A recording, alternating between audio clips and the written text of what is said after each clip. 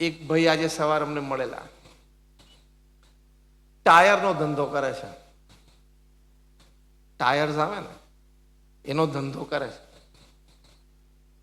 એટલે આપણને આમ સામાન્ય લાગે કે ભાઈ આ ટાયરનો ધંધો કરે, ટાયરની લે વેચ કરે છે.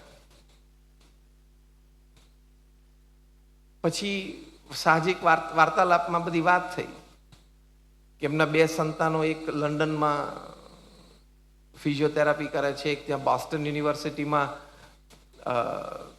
રિસર્ચ કરે છે ફાર્મસી કર્યા પછી.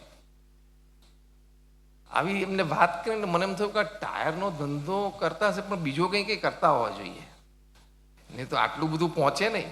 એટલે કે તમારા એક જ બિઝનેસ કે બીજો કંઈ કરો છો? એટલે પહેલી વાર મળતા હતા અને વાર્તાલાપ થતો હતો. તો મને કે ના, મારે એક જ ધંધો ટાયરનો જ. એ મારા મોઢા ઉપર આશ્ચર્ય પામી ગયા કે આમના મનમાં શું લાગે છે.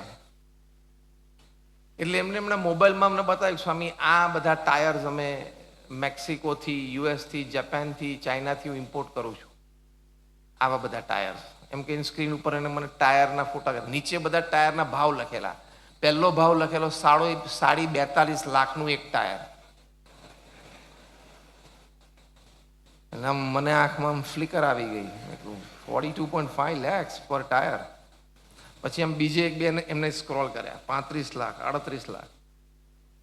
તો મેં કહું આ બધા ટાયર પેલા એરક્રાફ્ટમાં વપરાય એ ટાયર છે? કારણ કે આપણે તો આમાં કંઈ ખ્યાલ ના હોય એટલે સાજી પૂછતા હતા. મેં કહું એરક્રાફ્ટ ના કે એમાં તો સસ્તું વપરાય, પેલું 15-20 લાખ વાળું વપરાય.